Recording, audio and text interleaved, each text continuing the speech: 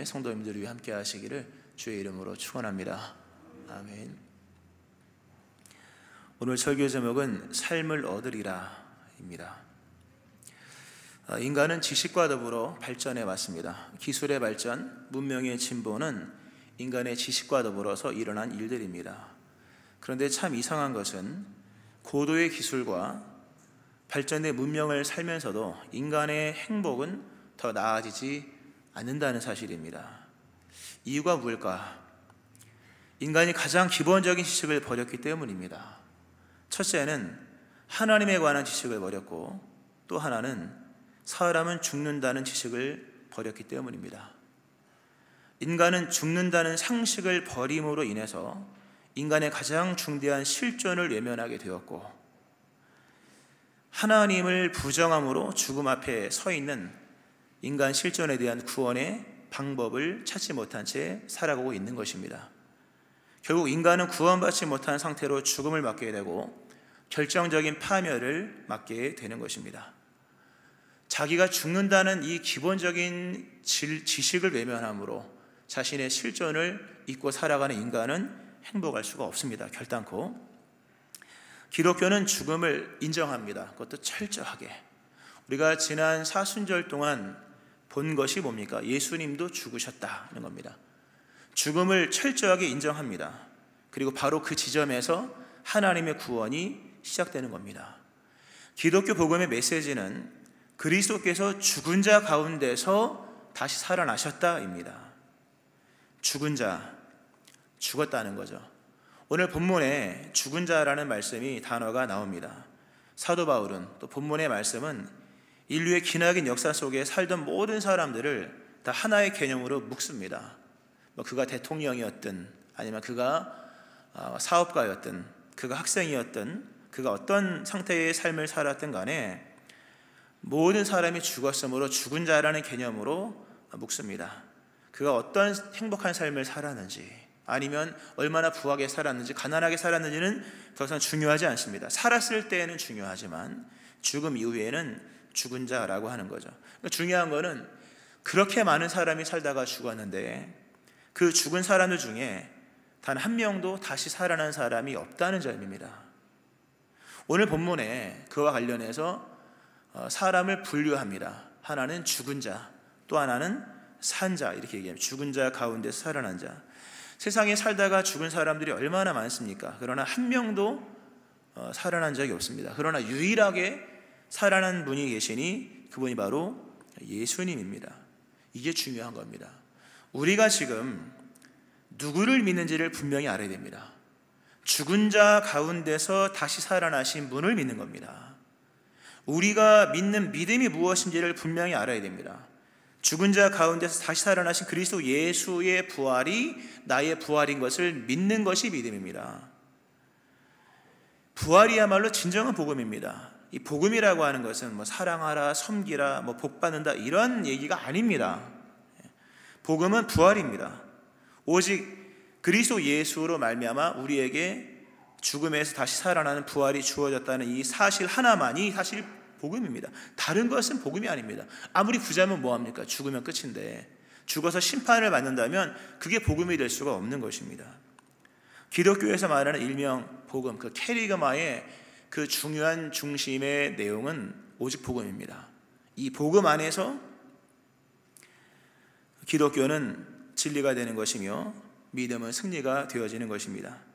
만약 기독교가 이 부활에 관한 것을 다루지 않은 채 이 세상에 관한 것들만 다룬다면 기독교도 다른 종교와 같을 수밖에 없는 것입니다.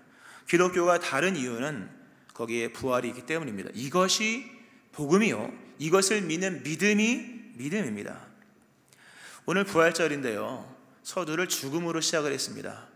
가장 중요한 지식을 외면한 인간의 어리석음, 즉 인간은 죽는다는 사실과 하나님을 부정함으로 죽음의 문제를 해결하지 못한 채 살아가는 인간의 불행과 불신앙, 그 참담한 결과를 아주 짧게 말씀을 드렸는데요, 이 부활의 아침에 죽음을 이렇게 먼저 언급한 이유가 있습니다. 이 부활이라고 하는 이 단어가 오직 죽음이라는 단어를 전제하고 있기 때문입니다. 부활은 오직 죽음으로서만 설명이 됩니다. 가령 병든 사람이 고침을 받는 것을 부활이라고 말하지 않습니다. 그건 치유입니다. 가난한 사람이 어떻게 해서 부자가 되었다, 그것을 성공에 따라고 말할 수 있을지 몰라도 그것을 부활이라고 말할 수는 없습니다.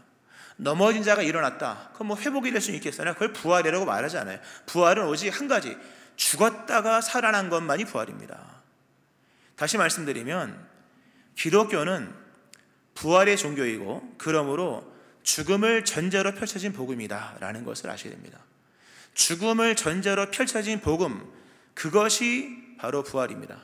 그러니까 부활을 언급하려면 죽음을 전제로 해야 됩니다. 죽음을 언급하지 않고서는 부활이 일어날 수가 없습니다. 우리가 사순절 기간 내내 그리스도 예수의 십자가의 죽으심과 그 의미를 보았던 것 중에 하나는 철저한 죽음만이 확실한 부활을 경험할 수 있게 해주는 그 전제적인 조건이 되기 때문입니다. 그렇습니다, 여러분. 부활은 죽음을 전제로 합니다. 그러니까 죽음이 먼저 있다는 거죠.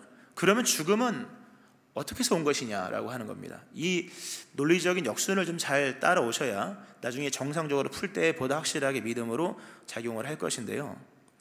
죽음이라고 하는 것을 이 시간 또 보면 죽음은 죄를 전제로 합니다. 즉 죽음의 원인은 죄입니다. 이렇게 과학기술이, 의학기술이 발전을 했습니다만, 또 발달을 했습니다만 죽음을 정복하지 못했죠. 그러니까 죽음을 정복하지 못한 원인은 죽음의 문제가 생물학적인 문제가 아니라 죄의 문제이기 때문입니다. 기술이 얼마나 발전을 했습니까? 그러나 기술의 문제가 죽음의 문제를 풀어갈 수 없는 것은 죽음의 문제가 기술의 문제에 달려있는 것이 아니라 영의 문제에 있기 때문입니다. 이렇게 많은 사람이 힘을 합쳐도 이 문제, 죽음의 문제를 풀 수 없는 이유는 이 죽음이라고 하는 것이 사람과의 문제가 아니라 하나님과의 문제이기 때문입니다. 이게 중요한 겁니다. 죽음이 생물학적 문제가 아니라 죄의 문제요, 기술의 문제가 아니라 영의 문제이며 사람과 사람과의 문제가 아니라 하나님과의 문제이므로 이 죽음의 문제는 다른 것으로는 해결할 수 없다는 거죠. 다른 말씀으로 설명하면 죽음은 결과입니다. 그러므로 원인을 해결하지 못하면 결과를 뒤바꿀 수는 없습니다. 죽음은 철저하게 인과론입니다. 그러므로 죽음의 원인을 풀지 못하면 죽음이라는 결과도 해결할 수 없는 것인데, 죽음의 원인이 생물학적인 그런 의학이나 과학이나 또는 여러 문제에 있는 것이 아니므로 인간의 모든 노력과 애씀과 발전과 기술들의 진보는 죽음이라는 문제 앞에서 아무런 효력을 낼 수 없다 하는 겁니다. 성경은 죽음의 원인을 분명히 말씀합니다. 그것은 죄다. 죄의 삭은 사망이다. 로마서 6장에 나오죠. 또 죄로 말미암아 사망이 들어왔다. 로마서 5장에 나오죠. 오늘 본문에도 아담 한 사람으로 말미암아 죄가 세상에 들어왔다. 이 사망이라고 하는 이 죽음의 문제는 죄로 말미암아 들어온 것입니다. 죽음, 이 사망이라고 하는 것은 인간의 죄를 담보로 하는 사망의 왕노릇의 결과입니다. 인간의 죄를 근거로 하여서 사망이 그 왕노릇하는 결과가 우리에게 주어지는 이 사망인 것입니다. 그러므로 보세요. 죽음의 문제를 해결하기 위해서는 죄의 문제를 해결해야 됩니다. 이 보세요. 부활은 죽음을 전제로 하고 죽음은 죄를 전제로 한 것입니다. 죽음은 죄의 원인이죠. 그러므로 죄를 제거하는 것은 곧 죽음을 제거하는 것입니다. 예수님의 십자가 사건이 위대한 이유는 그분의 십자가 사건이 철저하게 죄를 제거하시는 사건입니다. 그리스도 예수의 죽으심은 우리의 범죄한 것을 해결하시기 위하여, 우리의 죄를 대속하시기 위하여 죽으신 것입니다.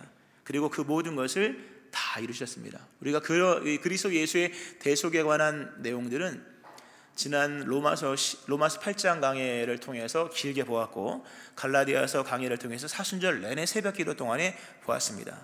그리스도 예수께서 이 땅에 오셔서 십자가의 죽으심으로 말미암아 죄를 해결하셨습니다. 그러므로 보세요.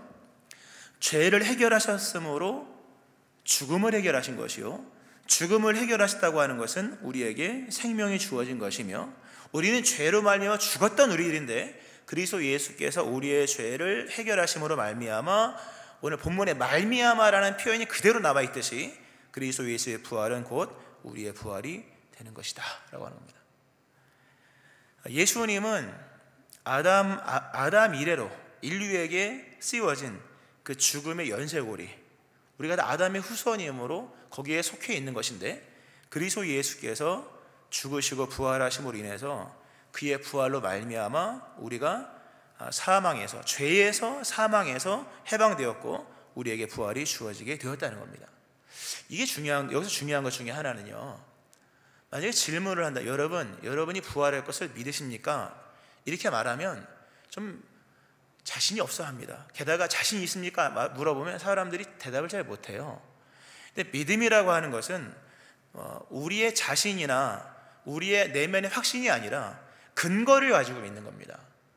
부활의 원인은 그리스도 예수의, 우리의 부활의 원인은 그리스도 예수의 십자가 내속의 사건이며, 우리의 부활의 그 증거물이, 내가 부활할 수 있던 증거물이 바로 그리스도 예수의 부활이 있는 거예요.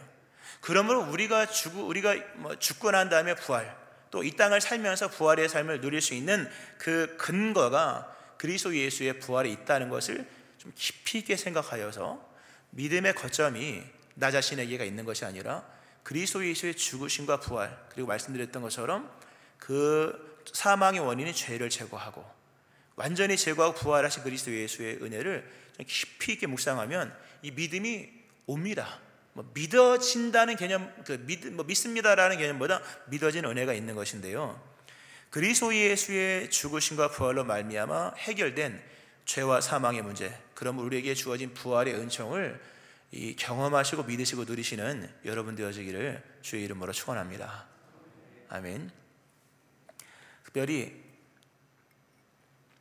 항상 부활절마다 늘 아쉬운 것이 하나 있는데요, 우리가 사순절을 보내면서, 사순절은 주일을 뺀 40일입니다. 그러니까 사순절 내내, 우리 6주 동안 봤죠. 6주 동안 내내 갈라디아서를 보면서 그리스도 예수의 십자가의 대속의 은총이 무엇인지를 40일을 봤습니다. 그런데 이상하게도 부활에 대해서는 너무 짧게 끝납니다. 정말 마음 같아서는 사순절 특별새벽 끝나고 난 다음에 부활절 특별새벽 기도를 한 40일 하고 싶어요.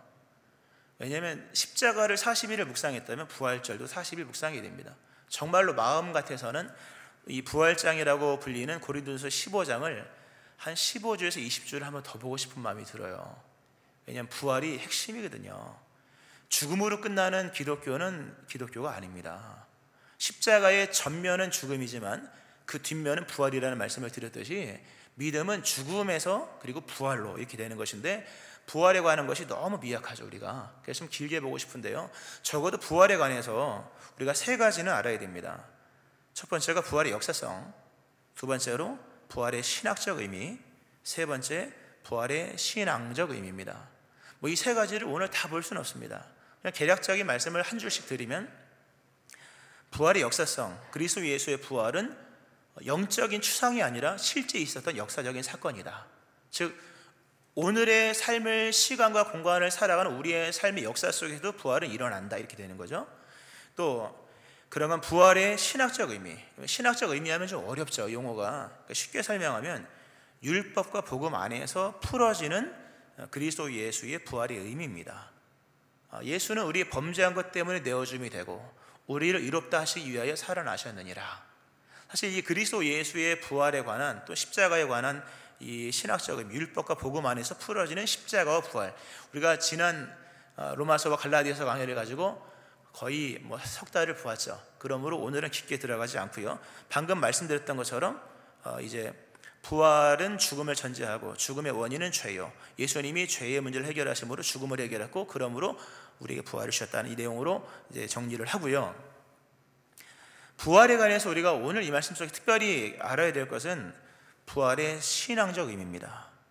부활의 신앙적 의미, 어쩌면 여기부터가 진짜 믿음인 거예요. 부활의 객관성을 믿는 것도 중요하고 부활의 어떤 그 대속적 의미를 아는 것도 중요하지만, 그 모든 사실이 나의 믿음으로 주관화되지 아니하면 믿음은 아닙니다. 믿음은 그리스도 예수께서 이루신 객관적인 사실을 주관화시키는 데서부터가 믿음인 거예요. 나의 주로 고백하는 데서부터가 믿음이라고 하는 거죠. 그러므로 예수님의 십자가의 죽으심과 부활이 나를 위한 사건으로 믿어지느냐, 그 믿어야 하는 것이고요. 예수님의 부활을 나를 위한 사건으로 믿으며 그 부활을 누려야 한다는 거죠. 부활 신앙으로서 그리스도 예수의 십자가를 보면서 먼저 나를 용서하고, 나 스스로 나를 용서하고 의롭게 된 나를 인정하고 구원받은 나에 대한 확신을 가지고 살아가는 것이 믿음 생활입니다. 예수님의 죽으심과 부활을 믿는데 나의 것으로 믿어야만 믿음인 것이요, 그리고 그것을 오늘의 삶에서 누리는 것이 부활신앙에서 핵심이라고 하는 거죠. 그러니까 부활신앙 속에서 오늘의 가치관을 세우고 새로운 차원의 소망과 용기를 가지고 사는 것, 이것이 부활에 관한 것을 신앙화시킨다는 내용입니다. 아주 중요한 단어, 키워드를 제시했습니다. 부활 신앙 속에서 오늘의 가치관을 세우고 새로운 차원의 소망과 용기를 가지고 살아가는 것. 새로운 차원의 용기, 그러니까 소망과 용기가 부활 안에서 중생하는 것을 말합니다. 예수님께서 나사로를 살리시는 내용이 요한복음 11장에 나오는데요, 거기서 이 마르다와 예수님과의 이 부활 신앙의 이 차이가 큰 것이 나타나는 것을 볼 수 있는데요, 예수님께서 죽은 나사로를 살리기 위하여 오셨습니다. 예수님께서 자신의 예수님이 부활이라는 것을 말씀을 합니다. 그러나 마르다가 믿지 않았죠. 마르다가 말하길, 주 믿습니다. 그러나 마지막 날에 부활할 것을 믿습니다. 예수님이 하신 말씀이 마지막 날 믿는 거 말고 오늘 부활할 걸 믿어야 믿음이야. 굉장히 중요한 얘기입니다. 마지막 날에 부활할 것을 믿는 것도 믿음이지만 믿음이 현재형이 아니면 믿음은 아무리 미래적이라 할지라도 믿음이 아닙니다. 과거에 섞여 있는 것도 믿음이 당연히 아니죠. 과거에 아무리 위대한 것을 했다 할지라도 오늘의 믿음이 현재형으로 있지 않다면 믿음은 아닙니다. 마찬가지로 미래도 마찬가지. 아무리 미래적인 것을 철저히 믿고 천국을 믿고 영생을 믿고 뭘 믿어도 그 믿음으로 오늘을 살지 못한다면 믿음이 아닐 수가 있습니다. 마지막 날에 부활할 것을 믿습니다라고 말했던 마르다에게 그거 말고 내가 오늘 너에게 온 것은 마지막 날에 나사로 살릴 거 얘기하려고 온 것이 아니라 오늘 살리기 위하여서 온 거야. 이게 부활을 믿는 믿음의 부활의 신앙화를 말하는 겁니다. 오늘 내 삶에 있는 모든 것들을 부활을 믿는 믿음 안에서 다시 새로운 소망과 용기 속에서 맞아들이는 걸 말하는 거예요. 이 신앙입니다. 아주 중요한 얘기입니다. 오늘 본문이 이제 짧게 잡았습니다만 나중에 집에 가셔서 고린도서 15장을 한번 쭉 천천히 한번 읽어보세요. 거기에 이런 말씀이 있습니다. 그리스도께서 다시 살아나신 일이 없으면 너희 믿음도 헛되고 만일 우리가 바라는 것이 다만 이 세상의 삶뿐이면 모든 사람 가운데 우리가 더 불쌍한 자일이다. 우리가 잘 아는 말씀이죠. 이 앞에 17절부터 19절에 나오는 말씀인데요, 이게 무슨 얘기냐면요, 쉽게 설명하면 기독교의 모든 말씀은 부활 안에서 진리로 입증된다는 거죠. 말씀드렸던 것처럼 부활이 없으면요 우리는 다 가짜입니다. 저는 사기꾼이 되는 것이고 우리는 허무한 삶을 사는 것이고 우리보다 먼저 믿다 죽은 사람들은 다 망한 사람인 거예요. 앞부분에 그렇게 전개가 됩니다. 그러나 부활이 있으므로 저는 사기꾼이 아니고 우리 믿음의 선진들은 망한 사람이 아니며 우리의 살아가는 이 모든 삶의 모습은 세상 사람들이 보는 것 같이 허무하고 헛된 것이 아니라 진정한 삶의 열매로서 나중에 칭찬받을 삶이라고 하는 거죠. 다시 말씀드립니다만 기독교의 모든 말씀은 부활 안에서 진리로 입증됩니다. 왜 이런 말씀을 드리냐 하면 우리의 삶에 일어나는 모든 일들도 부활 안에서만 진리로 우리에게 다가올 수 있다는 겁니다. 즉 부활의 믿음이 없이는 우리의 삶에 이해되지 않는 것들이 있다는 거죠. 오늘 설교 제목이 삶을 얻으리랍니다. 아주 중요한 말씀입니다. 오늘 보면 오늘 말씀에 그리스도 안에서 모든 사람이 삶을 얻으리라. 즉 그리스도 안에서 모든 사람이 영생을 얻는다, 의를 얻는다, 또는 하나님의 자녀가 된다, 천국 백성이 된다, 다 중요하죠. 그러나 오늘 말씀은 삶을 얻는다. 이 삶이라고 하는 것 단어가 살아있는 현상이잖아요. 말 그대로 오늘에 관한 얘기입니다. 오늘 이 부활에 관한 말씀을 앞부분에 좀 이렇게 개론적인, 굉장히 신학적인 논리로서 교리적인 설교를 드렸습니다만, 오늘 우리에게 주신 하나님의 주된 메시지는 뭐냐 할 때, 그리스도 예수의 그 부활을 오늘 내 삶의 믿음으로 말미암아 오늘 내 삶에 쉽게 다가오지 않고 받아들이기 힘든 것들을 부활의 믿음 안에서 받아들이는 것으로서의 메시지라고 하는 겁니다. 부활이라고 하는 것은요, 이게 우리 영혼을 거듭나게 할 뿐만 아니라 우리의 삶을 거듭나게 하고 특별히 우리의 삶에 대한 이해를 거듭나게 합니다. 삶에 대한 이해를 거듭나게 하고, 우리가 사도신경을 고백하는 것도 굉장히 중요하지만 내 삶 안에, 내 삶 속에서 나의 삶을 끌어안고 드리는 신앙 고백도 굉장히 중요한 거거든요. 뭐 사도신경, 베드로가 했던 신앙 고백을 내가 고백하는 건 굉장히 중요하지만 그래야 진리니까. 그러나 그 못지않게 중요한 것은 내 삶 속에서 일어난 수많은 일들을 부활이라고 하는 그 은혜의 사실 앞에서 하나님의 은혜로 내 삶에 대한 것을 고백하는 것도 굉장히 중요하다고 하는 거예요. 오늘 우리가 예배 전에 드렸던 찬양 중에 마지막 곡이 은혜라는 찬양입니다. 아주 은혜로운 찬양이죠. 참 들을 때마다 은혜가 되는 찬양인데요, 유튜브로 이 찬양을 보면 이게 이제 뭐 여러 버전이 있습니다. 원곡이 있고 뭐 마커스 버전이 있고 한데요, 그 찬양을 이제 저도 찬양을 이제 선곡을 할 일이 있어서 이제 이제 유튜브를 봅니다. 찬양을 보는데요, 이 찬양이라는, 은혜라는 이 찬양에 보면 여러 댓글이 나와 있습니다. 거기 한 댓글을 제가 오늘 가져왔는데요, 4개월 전에 쓴 아픈 사연입니다. 이 유튜브 댓글을 보면서 참 은혜를 많이 받았는데 제가 그냥 읽어드릴게요. 뭐 말주변이 없으니까 또박또박 읽어드리겠습니다. 내 손가락 4개, 내 손가락이 모두 끊어져서 병원에서 괴물로 변한 손가락을 부여잡고 울면서 예배를 드리는데, 오늘날 주일날 목사님이 이 은혜라는 찬양을 하시더라고요. 순간 성경에 얼굴을 품고 한없이 울고 말았답니다. 내 손가락을 사용할 수 없게 망가졌어도 모두 자르지 않고 형체라도 남겨주심이 감사했습니다. 으깨어져서 형체도 없는 손가락을 150바늘이 넘게 꿰매시고 핀으로 고정시켜 회복해 하신 하나님, 이 찬양을 들으면서 힘을 얻고 위로를 얻습니다. 감사합니다. 라는 댓글을 보았습니다. 이게 제가 그냥 읽어드려서 그렇지요, 그 찬양을 들으면서 읽으면 아마 큰 은혜가 올 겁니다. 누군지는 모르겠습니다. 어떤 일로 손을 다쳤는지도 모르겠어요. 그러나 이 한 사람의 댓글에 표현된 간증을 보면서 한 사람의 인생이 절망할 수밖에 없는 인생이었으나 그리스도 예수 안에서 부활되는 것을 느낄 수가 있었습니다. 이 믿음이 이런 겁니다. 잘려진 손가락이 다시 난다는 얘기도 아니요, 잘려나간 손가락을 다시 붙일 수 있다는 얘기가 아닙니다. 그러나 그 모든 것이 그리스도 예수 안에서 은혜로 이해됨으로 삶이 부활된 겁니다. 누군지는 모르겠으나 이 댓글을 쓰신 분은 부활의 증인입니다. 그리고 이것이 그리스도 예수의 부활이 우리에게 주는 신앙적 능력입니다. 유명한 철학자죠, 이런 말을 했습니다. 나는 생각한다, 고로 존재한다. 이거 뭐 데카르트, 뭐 유명한 상식적인 얘기죠. 나는 생각한다, 그러므로 존재한다. 그 철학자는 인간의 실존을 생각에 두었습니다. 나름 어느 정도 공감을 합니다. 생각하기에 인간이고 생각이 있기에 존재라 하는 얘기죠. 인간의 존재됨은 생각의 수준에 있다. 그렇죠? 공감이 됩니다.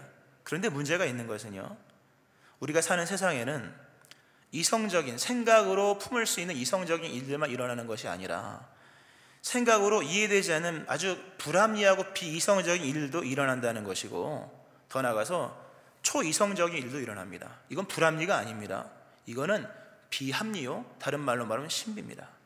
우리가 사는 세상에는 인간의 생각으로 품을 수 있는 일들만 일어나는 것이 아니라 인간의 생각의 용량으로는 담을 수 없는 불합리도 있고요, 아무리 생각을 해도 이해가 되지 않는 이성의 범위를 뛰어넘는 초이성적인 그런 이상한 일도 일어나게 된다는 거죠.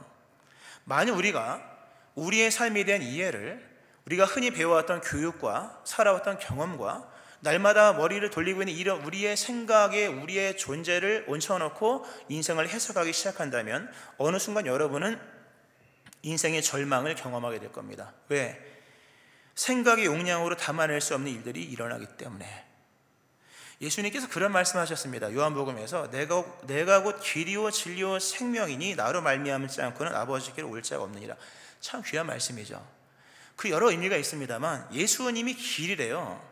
그러므로 예수님을 거치지 않는, 즉 예수님으로 이해되지 않는 모든 인생은 미로입니다.